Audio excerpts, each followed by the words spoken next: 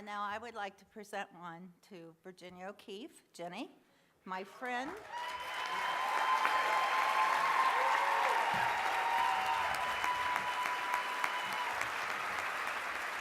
My friend.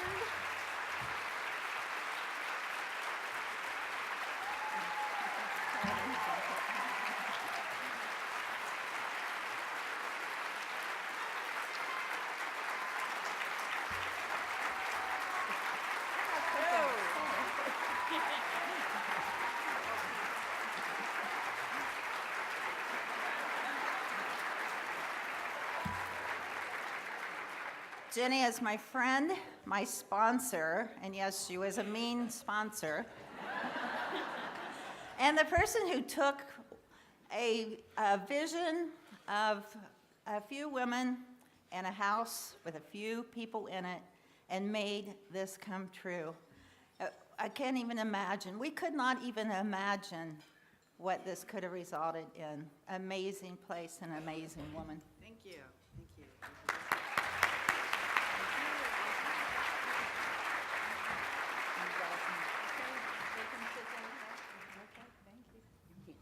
No. Well, now I have nothing to say. I think they said it all, but I would like to call attention to, we kind of started this, but right, within a year or two, we had a whole bunch of women who came and helped to take the organization further and further along. And I know some of them are here, and I just want to acknowledge them because we have something for them that we'll give them later in the evening. But if they could just stand, I know that Barbara Titus is here. Barbara was our very first house mother at the house in Clintonville.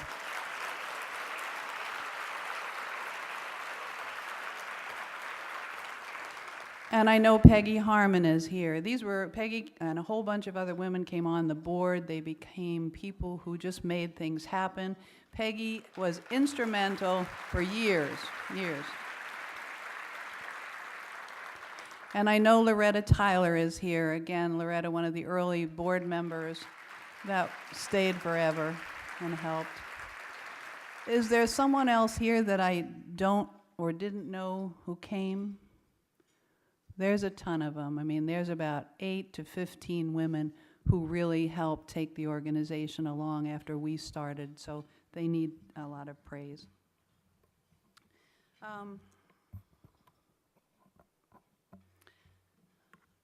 have to get my papers. They made me all nervous. Okay.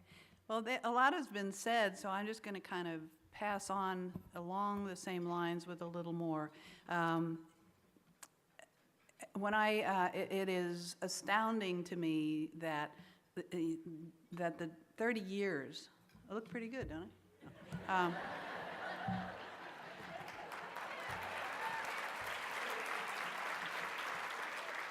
That 30 years has passed since this idea that generated out of the lived experience of 9 women would lead to the creation of an organization where thousands of women and children would find their own healing and hope and recovery. And as Jane said, the idea began in a little house in Clintonville. It was donated by one of the founding mothers, and we housed our first 3 women who wanted recovery and a place where they could be safe and work on it. Today, we have capacity to treat at least 140 women and 75 to 100 of their children at any point in time, and have probably about 160 housing units where they can live and be safe while they're participating in the program. It's just astounding to me. I pinch myself a lot. And we're also one of the only ones across the country that let children come with their moms into recovery, and that eliminates the barrier so the woman can get into treatment.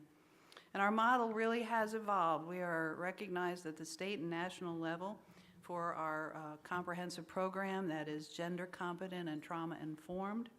And we are seen really as a pillar program across the country in the delivery of family programming. We, of course, treat alcohol and other drugs, cocaine, opiates, and we're one of the few that deal with tobacco addiction and provide tobacco treatment for the women. It's a difficult thing, but certainly it's about health. They also get intensive case management, employment, family treatment, therapeutic summer camps so that the kids are safe and learning how to refuse drugs and not become the clients of tomorrow. And this all takes place really in a community of recovery. And being a community of recovery takes on a special meaning for us. It's a place where recovery has flourished for those thousands of women and children. It's a place of healing and hope. A community of recovery has special significance and power for us because of the shared wounds its members bring to the community. It's here that those that have never experienced a sanctuary discover a place where they feel physically and psychologically safe for the very first time ever. It's a place where everyone is accepted, not in spite of one's imperfectness, but because of the very nature that the imperfectness is who we are. It's a place where one gets a sense of fitting, of belonging, maybe for the first time too. Belonging to a whole, people working together with the same goals. It's a place where shared pain and hope can be woven into life-saving stories that save others still suffering. It's here that in discovering oneself in the stories of others, you discover yourself. And it is a community where you not only exchange stories, but possess a shared story. Today you'll hear some of those stories, but first I'm going to share a little bit of mine. My journey began in Brooklyn, New York, where I was born into a family that was rife with addiction. My father was one of 3 brothers whose mother was an addict and a father that was abusive. 2 brothers became addicts and one a compulsive gambler. My mom's father was an addict, and all 4 of the siblings married addicts. So this family history for me made me an accident just waiting to happen. Childhood was not very pleasant as we were living with active addiction and there wasn't much room for love or affection, and it fostered an environment of very low self-esteem. By the time I was a teen, things got worse. My father's addiction was progressing, money was becoming scarce, and my coping skill was to become rebellious. So I was in trouble a lot. Some people say I still am. But I quickly found out that alcohol made me prettier, smarter, my pimples fell off, I danced better, or so I thought, and it relieved the emptiness. Later, after surviving episodes of sexual abuse, I also used more and more to alleviate the guilt and shame that comes with these experiences. Soon after I got married and moved to Ohio, my father became terminally ill. We moved him and my mom here to Ohio to care for him.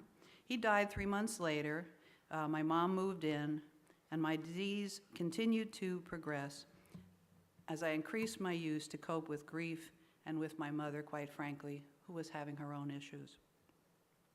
I was also trying to get pregnant and not being very successful at the time, and that added to those unresolved, constant feelings of being less than or unworthy. The addiction kept progressing, marriage was deteriorating, happiness long gone, and I was reaching a point where I realized I was going to lose everything and everyone I loved if I couldn't get it stopped. I was fortunate that a good friend of mine had the courage to confront me and say, Ginny, it's not your drinking, it's not your problems causing the drinking, it's your drinking causing the problem. That was an intervention, and I recommend if you know someone who's having a problem and you care for them, you must intervene. You'll save a life. So I started going to AA meetings, but back then they were still very male-dominated, so if you saw another woman at a meeting, you grabbed her and you held on. And it was there that I met the other 8 incredible women who became the founding mothers of Amethyst. We shared our stories and our struggles and learned about our disease, including the impact that childhood sexual abuse, witnessing domestic violence, and other trauma had on women's recovery. We soon realized there was a need for a safe and drug-free environment where women could go and work on their recovery and not return to using or abusive environments. I like to tell our Amethyst women that we were actually the first Amethyst community. I'm one of the lucky ones who found a way back to stand on the foundation built by recovering people, thousands of them, who were willing to share their stories. I'm grateful for all the people who helped me on my journey, for family who didn't abandon me, for friends who loved me until I could love myself, and for colleagues and mentors who over the past 30 years taught me how to live, lead, and help others. And for teaching me that giving back for what was given to me becomes the gift that sustains recovery.